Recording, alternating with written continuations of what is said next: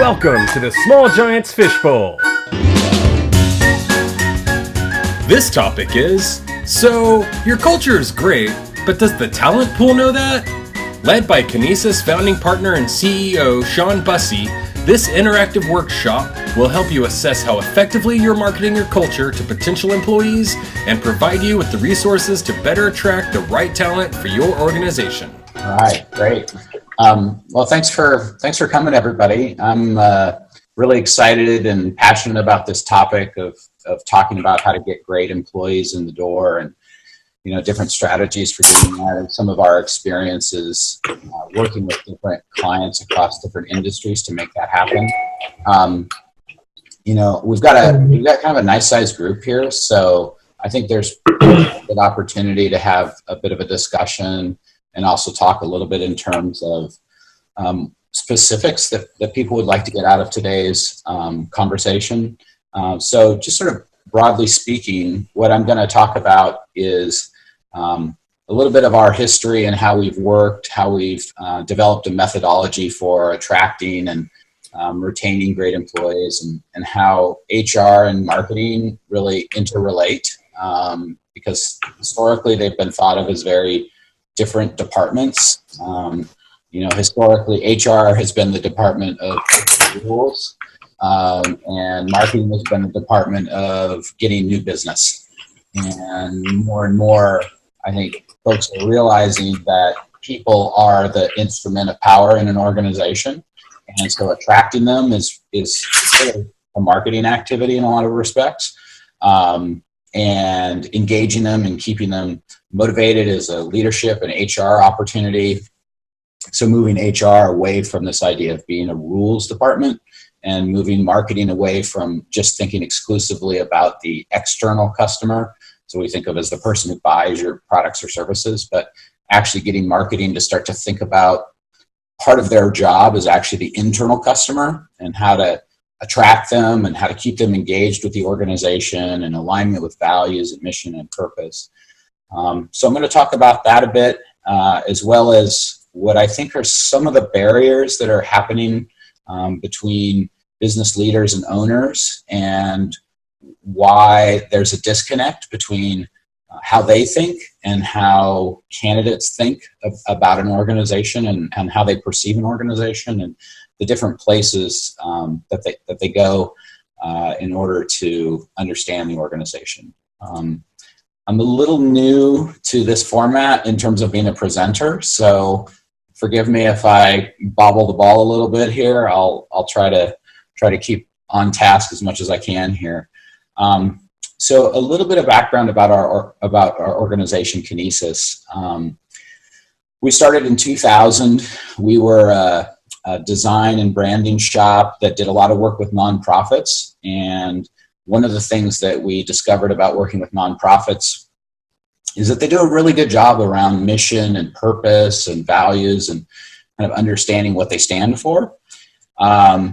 This was, in 2000, some of the key business books really hadn't been written or absorbed into the culture. So books that we think of and maybe even take for granted now, like Good to Great as an example, that was written in, I think, 2001. So we were really kind of fascinated with this idea of culture and purpose, as well as, how marketing could work with that. And I think we're a little bit ahead of the curve in terms of those two pieces coming together and the marketplace accepting that idea.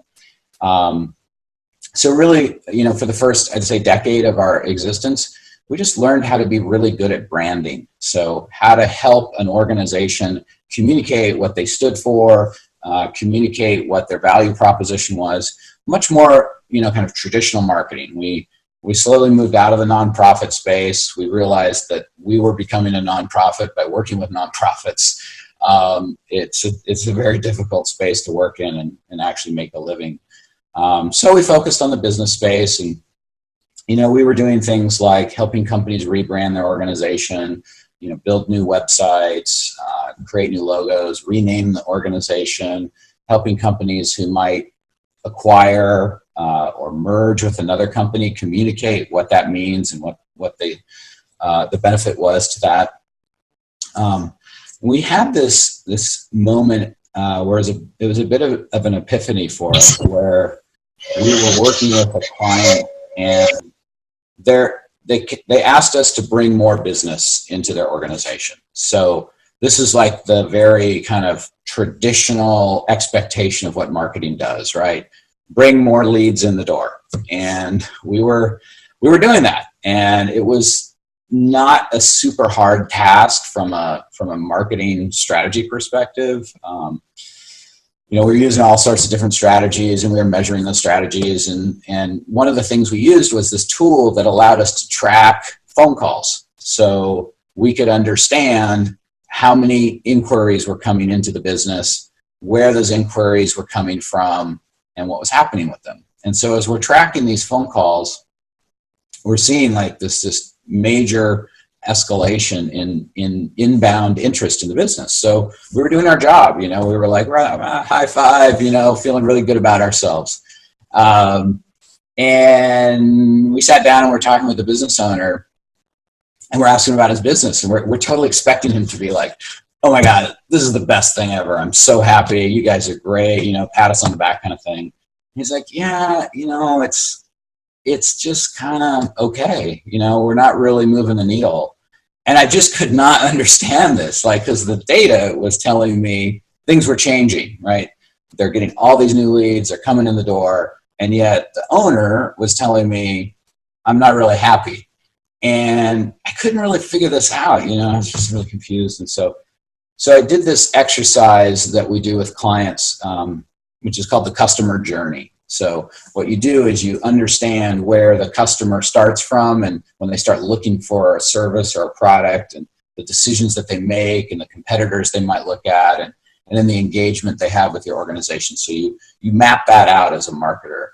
And so I'm walking him through this kind of customer journey, and I'm like, so they pick up the phone, they make a call based on the marketing we've been doing for you. And who do they talk to? He's like, well, they talk to Sarah, and she's the front desk person. She'll get them scheduled and brought into the organization. And then from there, they'll end up meeting with me. This is a physician. They'll meet with me, and I'll help them, blah, blah, blah, blah. I'm like, okay, hold on, time out. So tell me about Sarah. And he kind of looks uncomfortable and pauses. And he's like, well, Sarah's a little bit difficult. And I'm like, what do you mean by difficult? She's your frontline person who engages with clients. Yeah, she's a little brusque. She's hard to deal with, not a great communicator. And I'm like, oh, okay. So we've got this journey. It's all mapped out. At this one point in the journey, basically you've got this troll underneath the bridge. And this is the person who generates revenue for your organization directly.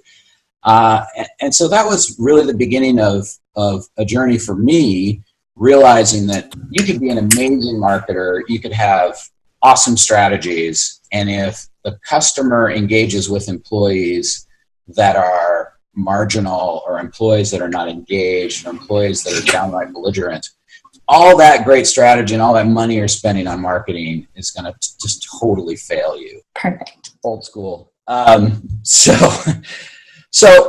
So we started building this new system at Kinesis, where we worked with clients, and we called it marketing from the inside out. And then the new system really acknowledged that you needed to start with the inside of the organization, and you needed to start with things like mission and purpose and values and what you stand for. And I've got this document I'll share with you guys that I think will help a little bit here.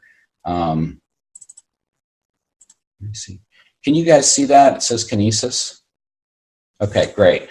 So the marketing from the inside out methodology looks a little bit like this. And, at the center is your mission, your vision, your values, your purpose, what you stand for. And I think, given the audience that I have in front of me today, I probably don't need to harp on this concept, right? If you're part of this community, you believe in this idea, you probably are doing this pretty well, or at least well-intentioned, whether you've nailed it 100% or you're on the beginning of the journey, you believe this. And so I'm not going to spend a lot of time convincing you this is important, but this is the essence of who you are.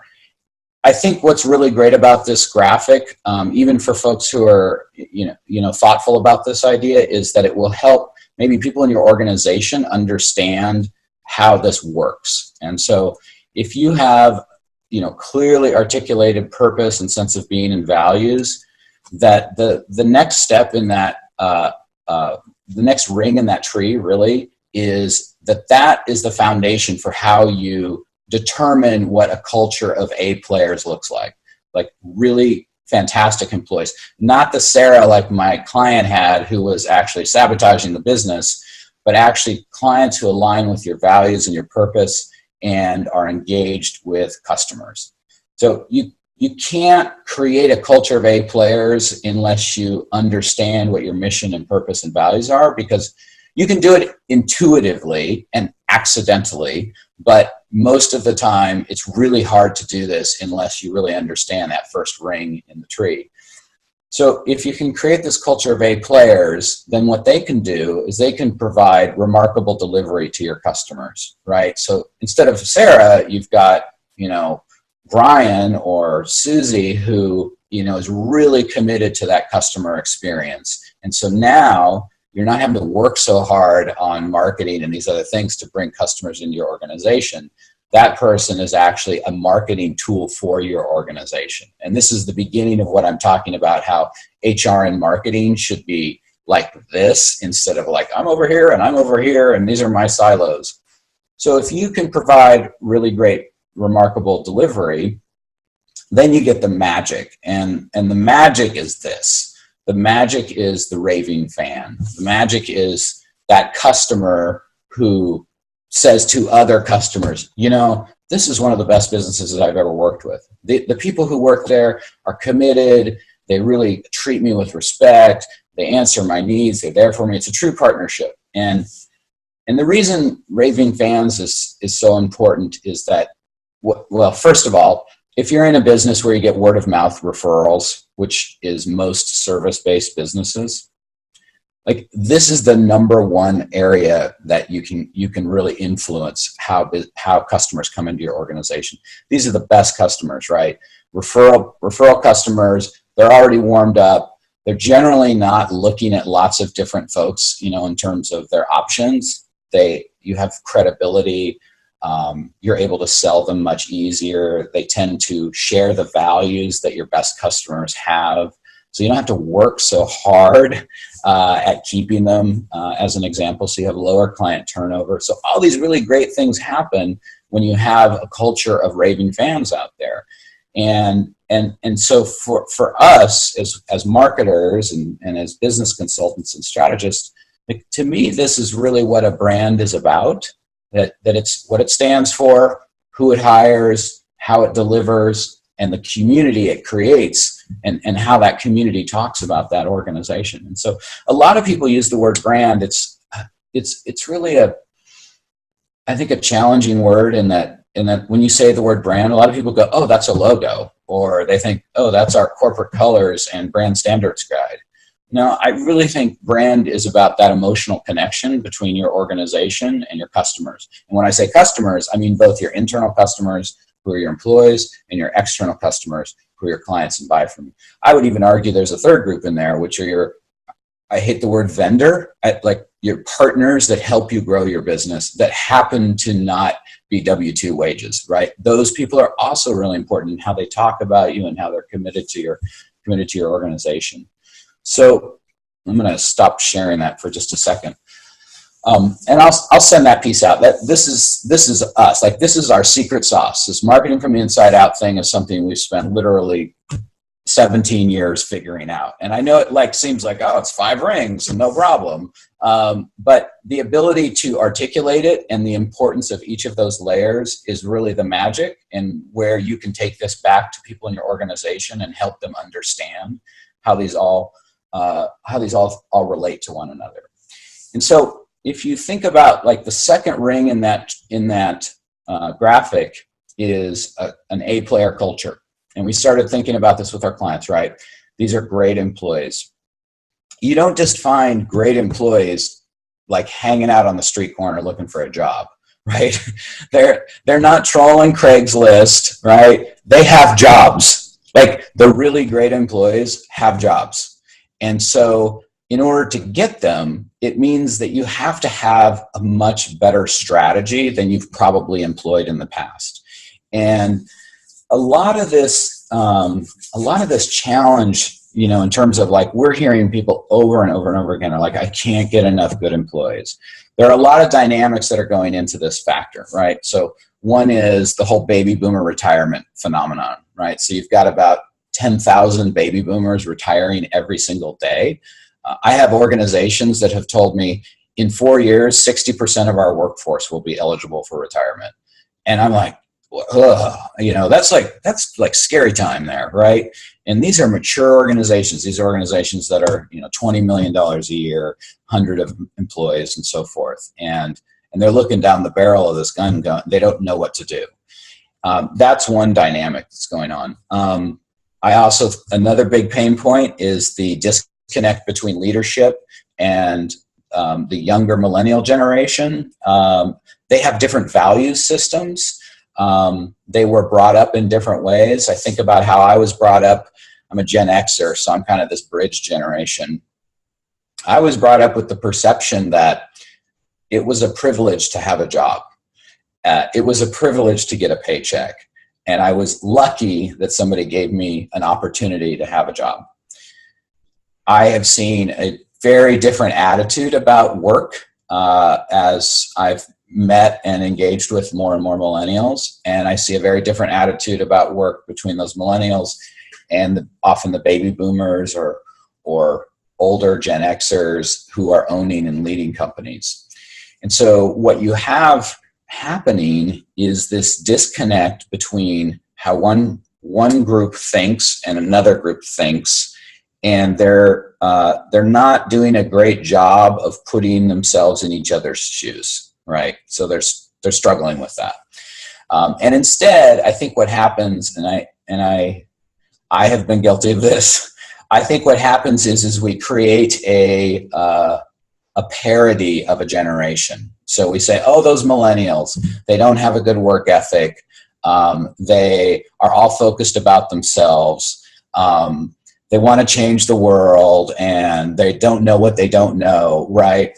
And what's so funny about this going on is I remember when I was coming out of college, like the same thing happened to my generation, right? Like we were told, oh, those Gen Xers, they're slackers, they're not hard workers, you know, they don't know what's going on, you know. And so it's just this like repeat pattern of behavior that I'm sure every generation does to the upcoming generation. And, you know, I remember when that was being said, I'm like, what do you mean? I don't understand. I worked my ass off, you know, I'm trying to contribute. I'm trying to be a valuable member of society. And it's so funny. Now I'm in this position, kind of this bridge position. And I have baby boomers tell me like, where do we find more Gen Xers? They have such great work ethic. And it's just like, wait a minute, you thought we were the slackers, you know? So I think it's really important to get beyond the hype, you know, and to get beyond the headlines in the business articles about, well, millennials are this way, but instead to start to think about what are the things that are different, you know, and there are things that are different. And one of the things that I've noticed that's very different is like how we behave today in terms of how we get our information and how we make decisions. And so thinking about this from a recruiting standpoint, you've got a goal of attracting and retaining these really great employees, right? And thinking about this not through the lens of HR and traditional HR strategies of, you know, putting out a job description with a list of requirements. I'm guessing a lot of you have probably solved some of this problem, right?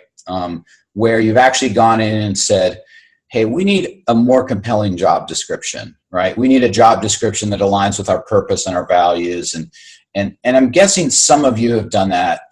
Just kind of out of curiosity, could I just see a show of hands? How many of you have job descriptions that start with values and purpose versus,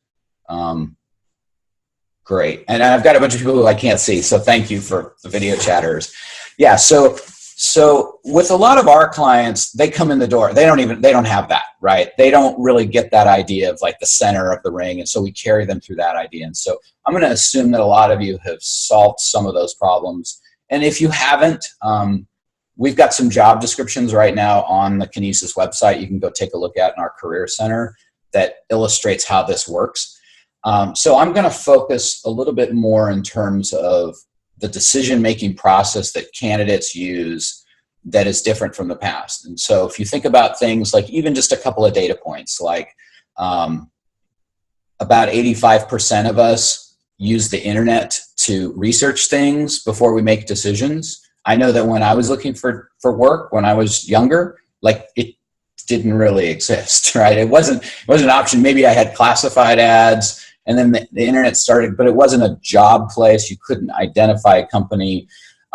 If you think about the opportunity to discover what a company is all about today, it's ridiculous in terms of transparency, right? So you've got things like not only the corporate website, which often is kind of a smokescreen, but you have things like social media where you have employees talking about the companies they work for. You've got sites like Glassdoor, which I think more and more businesses are becoming aware of, sometimes painfully so. So if you don't know what Glassdoor is, it's a anonymous sharing site, kind of a Yelp for employers. So people go on there and they talk about what it's like to work at an organization. They talk about what it's like to go through the application process. They share compensation. So stuff that at one time was super taboo and not part of the conversation is now becoming easily available. And so with that level of transparency, I think about this as somebody who thinks about communication and brand. It's like, how do we get involved in those conversations, and how do we participate in those conversations? So part of what we've been doing as an organization is mapping out the customer journey, right? Mapping out the journey of the employee and where they're touching all these different places, and participating in those conversations. So participating in the conversations on Glassdoor, getting our employees engaged in conversations about our community on Facebook and other social media venues. That's been a big deal. I think and I'm going to talk more about this at the summit too, in terms of how to go to these different places and the specific tactics you can use. But essentially, what we're doing with our clients is getting them to shift their mind from HR into marketing, into how to get great employees. And what's really cool about marketing is that Shawn? Yeah. Hey, I know you said you want to save it a lot for the summit, but I know people are really excited about specific tips and tricks. So whenever you can include those, I think audience would really appreciate it. Sure. Yeah. Awesome. I'm also trying to be cognizant of time. Sure. The talk that I give typically on the candidate's journey and how to map that out is about an hour and a half. So I can kind of only touch on a little bit of that today. However, we can do some Q&A around that. If people have specific questions they want to ask about that, I can probably help with that a little bit. The main idea I want to get here in just a second is not only mapping out the journey, but also looking at that journey through the lens of somebody that's different than yourself, right? So we have a very diverse group here on the phone today, or on the computer today. I don't know, I'm dating myself. So all of us have a different set of perceptions. And one of the things I want to share with you guys is this. I'm going to show a couple of things here from my thing. So there's this concept that I've been playing around with for a while, which is this idea that our customers, meaning our employees, their expectation of design and brand and how we position ourselves and present ourselves is a hyper aware state, meaning that in the past, we would look at things like, what's our compensation and what are the activities I have to do in the job? The culture as a whole, whether that's young people or older people, but especially the younger employees, like design and visual brand is a massive part of how they make decisions. I mean, think about this. There's an app called Tinder that is entirely based on visual impression about whether I'm going to date somebody, right? Oh, you don't look right to me, you're out of here. You don't look right to me, you're out of here. You don't look right to me, you're out of here. Oh, you look good, you're in. I've not done this thing, thankfully, but that's like part of the conversation today. And so I love cell phones as a metaphor for this, and how what was once seen as cool and acceptable is now seen as out of touch and dorky. So you look at this early Nokia phone. At one time, that thing was high tech and advanced and to be admired. The BlackBerry is a great example where it was a phone at one time that was the apex of technology and cultural sophistication, I guess you could say. It was everywhere. I'm watching this TV show, The Good Wife, and it's like that phone in the early seasons is everywhere. And today, it's nowhere because it's been replaced by the iPhone. And then the iPhone itself has been replaced by more advanced iPhone. And so in a very short period of time, what's happened effectively is we've come with this much higher and higher and higher expectation as consumers as to experience and visual design. There's a slide I like to show. Let me see if I can switch this over here. It's this one. So if you think about like culturally, what's been shifting in our society, think like the 1700s or the 1800s, we didn't have mass production of design. Good design and beauty, these are things that were the province of really rich people, think royalty and so forth. And the rest of us just kind of had to get by. But in the 1900s, the 1950s especially, with the advent of mass production and mass design, what happens is that our expectation of what design could be started to go up, right? So just like the cell phone, right? Now we expect cell phones to be amazing and so forth. We expect that in everywhere in life. If you walk into a Target, for example, you can buy amazing designed products for nothing. IKEA is built entirely on this whole idea, right? Now, I think that what's going on is that as a society, consumers, employees are going through a similar paradigm, that their expectation in terms of how you present yourself, the visual design of your site, their experience looking at a job application, going through the job application process and thinking about that as a consumer experience. The opportunity here is to take that and to think like Apple and to stop thinking like BlackBerry. I mean, if you think about what happened with BlackBerry in terms of at their apex in 2003, their stock price was worth $230 billion. Yeah. No, sorry. Stock price is $230 a share. They were making $20 billion a year. They're making $6 a share now at $2 billion a year. Like, they're an irrelevant organization. Whereas when Apple came along and they said, we're going to totally rethink how the cell phone works, everybody kind of laughed at that idea. The vast majority of the establishment, the status quo, was like, what? It's all about the BlackBerry. It has a keypad. And what happened is they just caught flat-footed. I think that that's what's going on today in the hiring environment in terms of really great businesses are getting ahead of this. Really great businesses are behaving like Apple behaved during the BlackBerry era. And they're saying, we're going to do things totally differently. We're going to build really great websites that attract employees. We're going to have compelling job descriptions. We're going to have videos that talk about what the culture is here. We're going to interview employees and have them talk about firsthand what the experience is like. We're going to have employees. We're going to encourage our employees to talk about our organization on Facebook and Glassdoor and so forth.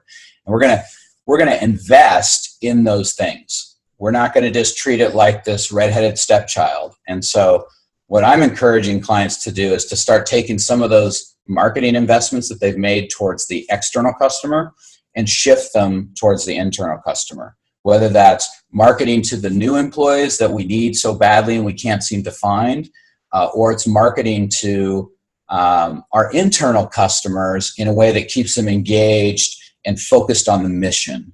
I probably, again, don't need to pound my fist on the table and tell you guys that this is an important thing to do. This is an organization that clearly values employee engagement and the power of employees. But I think that the mistake that a lot of well-meaning companies make that are about employee engagement is there's still a gap between how they behave, treat employees great, give them purpose, have a career path for them, and how they project what's going on inside of their organization. And I'll just use one more example of this. There's a machine shop in a town about 40 miles from here. Yeah, Julia. Oh, I was going to say, we have a question. Do you think that, and please, you're welcome to unmute and ask yourself, but I just see it in the chat box. Okay. Yeah, I was just waiting until Shawn had a moment. Okay, yes. Go ahead. Yeah, and Shawn, you were discussing, I think the traditional HR approach of writing job descriptions and then writing job postings. Mm-hmm. And do you think that's still relevant to millennials today? Like, is that how, like, if you're trying to attract the top millennials, is that how you're going to find them? I think that's a great question. So I think it's so much like marketing, right? So the traditional marketing strategy for getting employees, right? It was just as you described: job posting, job description, put it on Indeed or Monster or Craigslist or whatever, and just wait and see what happens. To me, the equivalent of that is like direct mail. Like, right. Like direct mail used to be huge. It was such a great thing. And then we all got, tired of it and realized it was annoying and interrupted us, and we threw it in the recycle bin, and the efficacy of it just plummets. I think that in many ways job boards are like that. We did an analysis of like where our best employees have come from. It's always from the network. Like exactly. Yeah.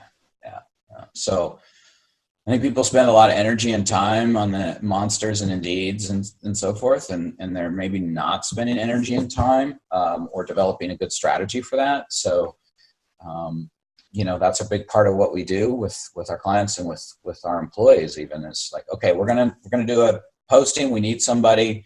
Here's the strategy, and we lay it out for them. There's a lot of easy stuff you can do. You're like, hey, employees, will you post this job opening on your Facebook page?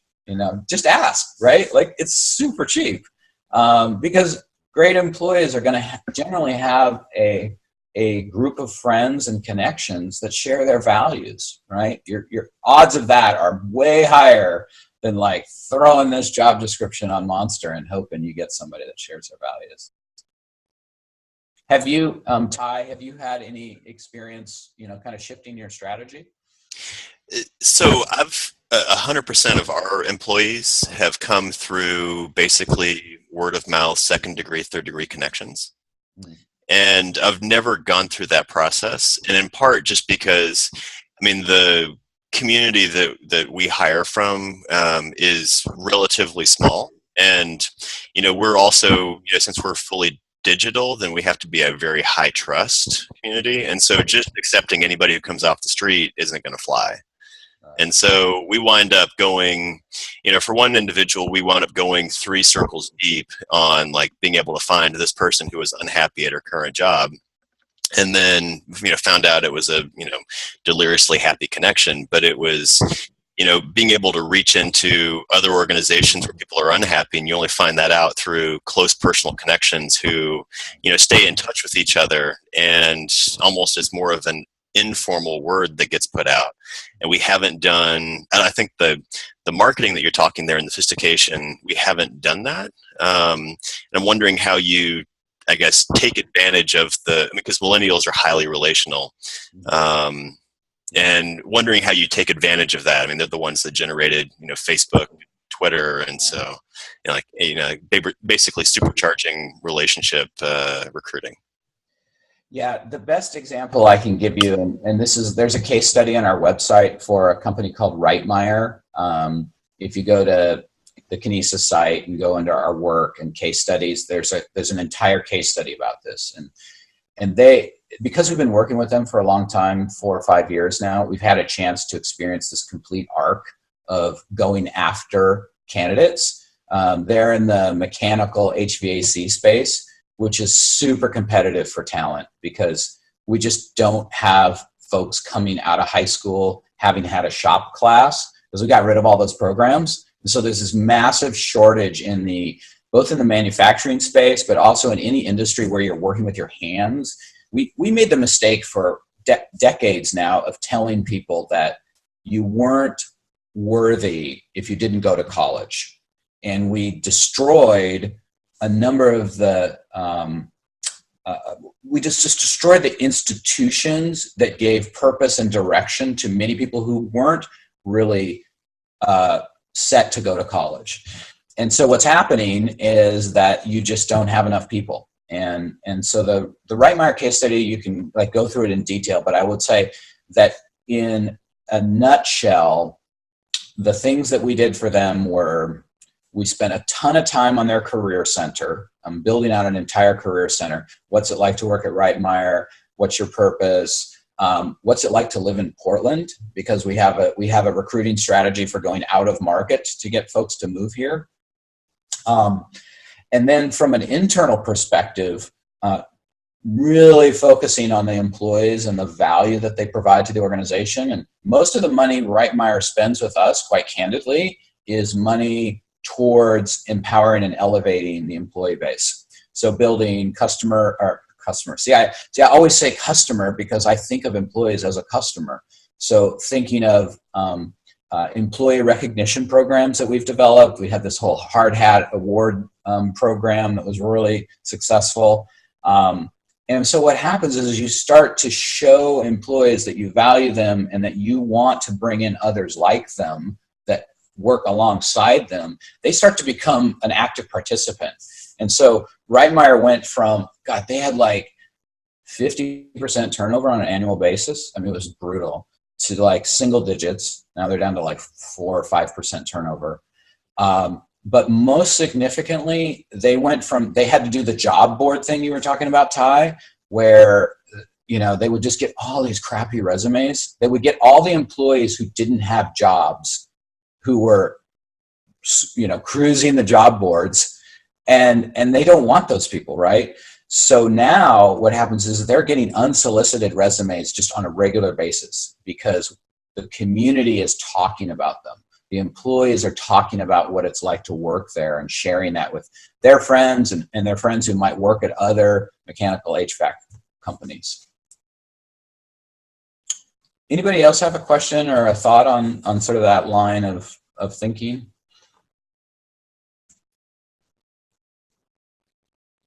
I can sort of see some people over there, but you're pretty far away.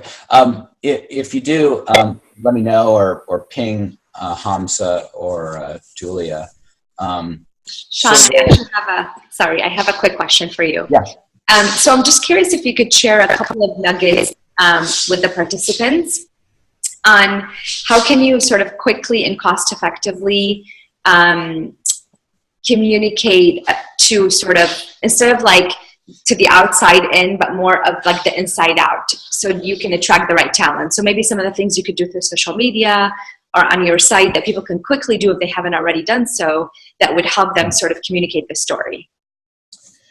Yeah, I think, okay, so the low cost stuff and the stuff that can be, more easily DIY'd, I would probably start with things like your LinkedIn company page, and rewriting that from an employee standpoint as opposed to a customer standpoint.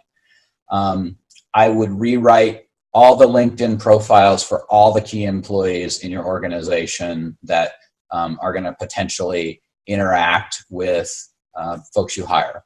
So at the very least, your management team, but I would suggest you rewrite the profiles or help people rewrite their profiles for the individuals in the organization. Because what happens, it's so funny, when we post a job opening, you watch the behavior of how people engage with LinkedIn, because you can see like who's viewed your profile and stuff, and who else they viewed. And it's like, they come see me, then they come see Sarah, and then they come see Sierra. And then like they just basically stalk your entire organization, trying to understand who are these people that they're going to work with, right?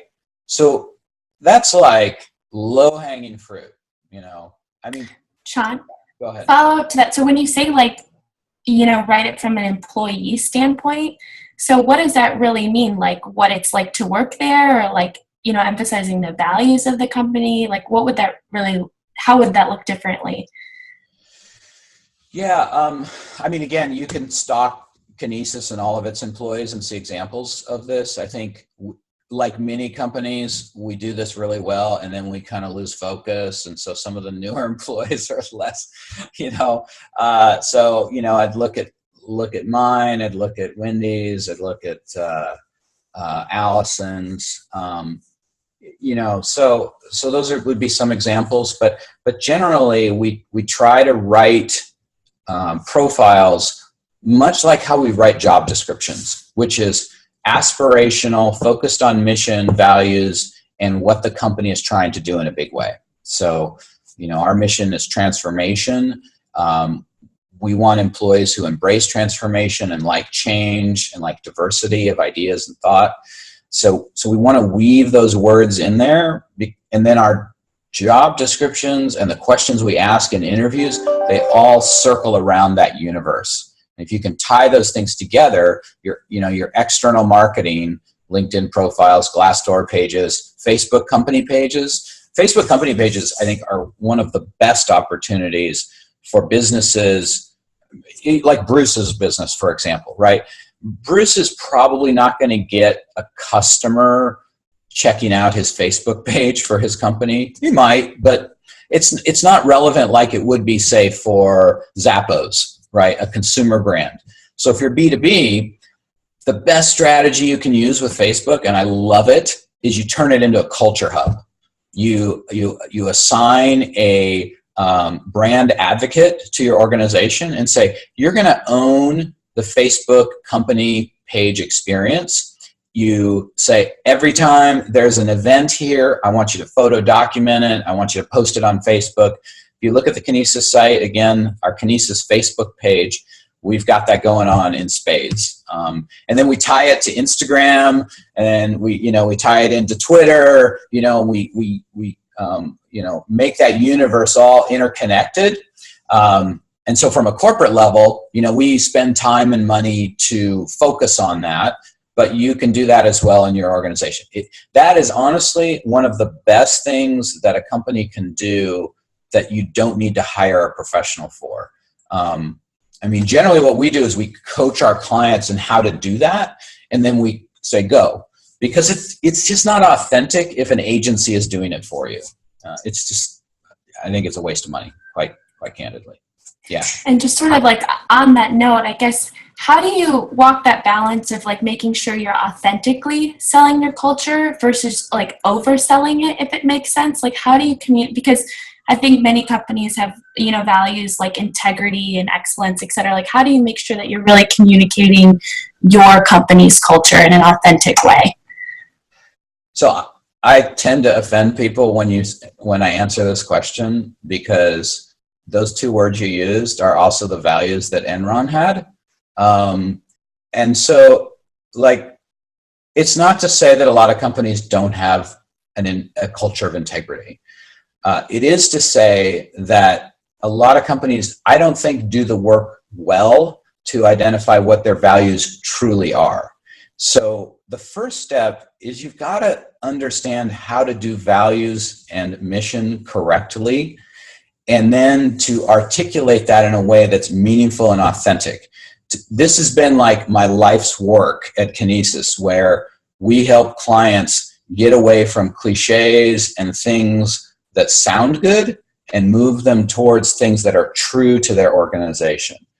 You know, I use the Enron example all the time because Enron had a set of values. Their values were profit at all cost. People don't matter as much as the bottom line. You know, I mean, I could go on, right? Those were their values. They picked values that sounded good, that were marketing fluff. This is why people hate marketing, right? Because it's inauthentic, because it lies to them. So the first step is you got to understand that, are these really our values? And then how can we take them out of the realm of cliches and that sound like everybody else? So maybe stop using the word integrity. It's meaningful, but it's also overused. And people are skeptical of things that get overused in our culture. You know, the word partnership, for example. Why are we a great company? We'll be your partner. You know, Comcast says they're going to be my partner in cable TV. I'm like, no, that is not true. Like that is not authentic. And so I think, Julia, to kind of get to your point, you know, to be authentic, you have to start with what's true. And then from there, I don't think there is such a thing as over marketing. I think that if you're being true and you're living to your values, then you're just sharing with the world what you're doing. The problem is what you share and what you do, there's a vector of difference between those. That's when you get into trouble. I have a quick question. Yes. So one thing that I think that our CEO, I'm kind of like the HR helper and he's busy, so here. Yeah. But one thing that he's done a good job of is with our core values. Our core values are 5 things that set us apart from other businesses. And then we have 5 principles of good business, like integrity and profits and things that we think every business should do. I think one thing, though, that I'd be curious to hear your thoughts on are, how do you handle a situation where you want to have that authenticity? So sometimes it might be appropriate to admit when you were wrong. Mm-hmm. What does that look like as far as encouraging your employees to be honest about, like, if we were to incentivize, hey, Instagram on your personal Instagram, this team lunch that we're having, but we also don't want to just bribe them into just marketing the good stuff, like, because as a job seeker, I would want to see the good and the bad. So if it's only ever good, I might not quite believe it. Does that make sense? Yeah, no, that's a great question. Has anybody figured this one out in the group? I mean, that's a hard one. That's really hard. I think sometimes we run into that challenge too, in that we have a group of really optimistic people and they just love sharing all this amazing stuff, but it's not great all the time. Carl. Yeah, Shawn. The way that I've attacked that kind of thing is to really have the conversation with people about authenticity. And so you say, you know, yeah, there's stuff that you don't say online because you're basically shouting to a room of 1 million people and you don't know how people receive it. So, you know, in that case, we put like a good face on it and stuff. But, you know, what would be the conversations you would have with a good friend when they say, do you like your job?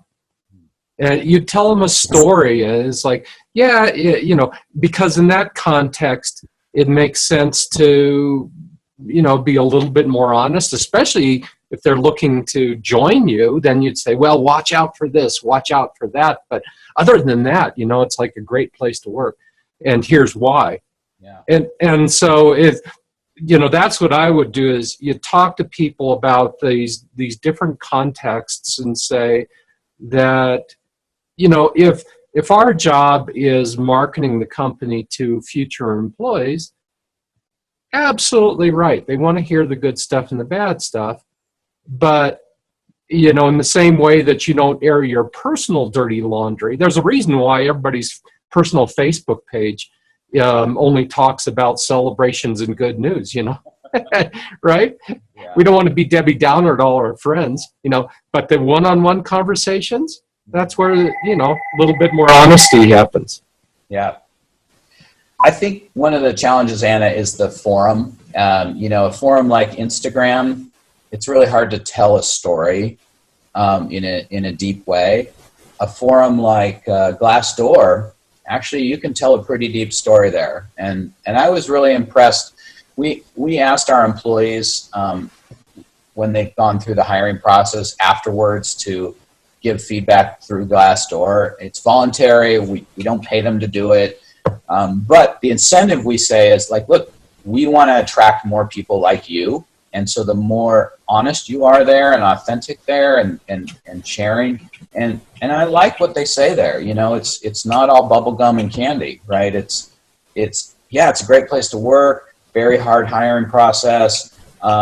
This place isn't for people who, you know, expect to do the same thing every day. You know, so that's a great example of like, some would perceive that as a negative, right, Anna? It's like, some would say, well, I kind of want to know what my job is and do it, you know? Whereas if that's what you want, you do not want to work for us. Like, but if you like, today is totally different than tomorrow, will be different than the next day and different than the next day. If you thrive on that, you'll be great. You'll be great at Kinesis. We've got like 7 minutes left, so I thought, you know, we could leave this open for a little more dialogue and conversation if that's what folks would get the most value from, or I could also certainly share a couple of other strategies that we've used.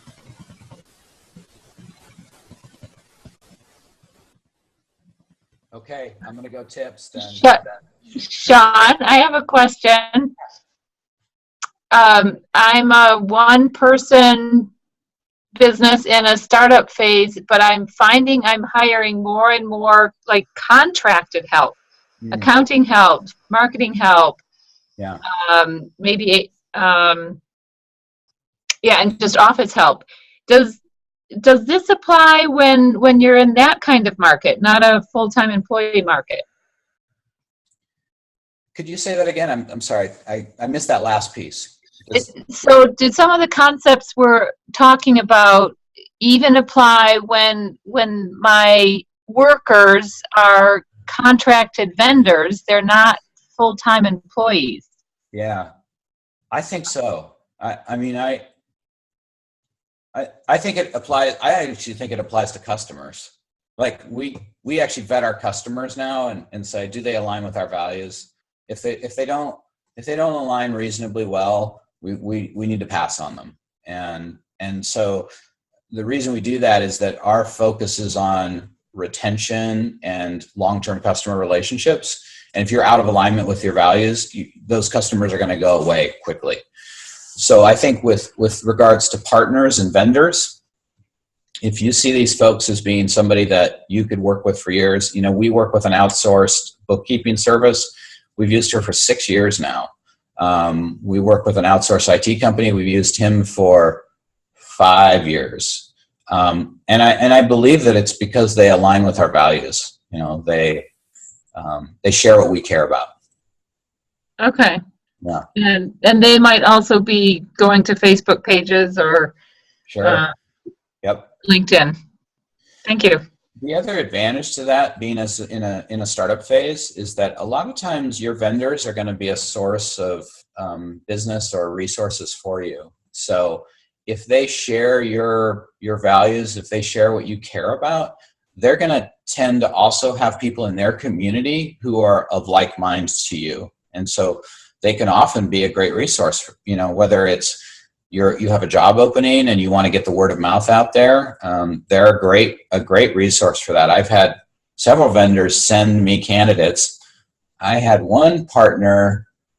one partner suggest her husband come work for us, which is a little like, whoa, that's a high level of trust, right? Wow. Yeah. Yeah.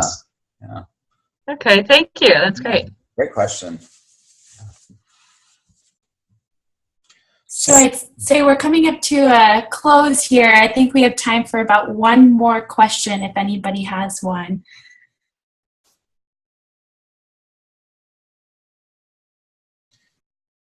I think, if there's not a last question, I guess like the one message that I would share with everybody here is kind of a takeaway is to put on a pair of glasses and imagine that those glasses allow you to see through the eyes of your candidates, to see through the eyes of people who might come to work for you, and think through how they think, and then start to look at everything in your organization.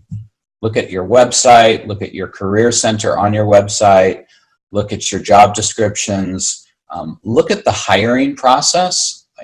One of the things that's really frightening is when we post a job opening, we'll get in excess of 100 applications. People really want to work for Kinesis. And a lot of people who aren't qualified really want to work for Kinesis because we're a great culture. And how we handle those people says a lot about who we are. And so I think a lot about how we treat them in the process. Just because they aren't qualified to work for us doesn't mean they don't deserve our respect and positive treatment. Selfishly, because they have a voice now, right? Even if you don't hire them, they have a voice and they can talk about what it was like to go through this hiring process. But less selfishly, it's the right thing to do, right? And if we want to be great companies that are admired and places that are making a difference in the world, I think thinking through how we recruit and how we treat people in that process is, a real opportunity to elevate our game and kind of leapfrog everybody else. Shawn, I had one comment about that. Yeah. I've seen a lot of companies really, especially traditional HR types, have really struggled to say, what does it look like from the employee's point of view? Because they're thinking in the old model of, okay, here's the steps that a candidate goes through. The steps as we've laid out for them. They call this, they fill in that, blah, blah, blah. And, I found it incredibly insightful when I was scoping out a potential client, and I went and I did a thorough review of Glassdoor and all of the rest of the social media around this, and I found exactly where the key concern areas were with the company. Now, that's a different purpose than if I was wanting to become an employee.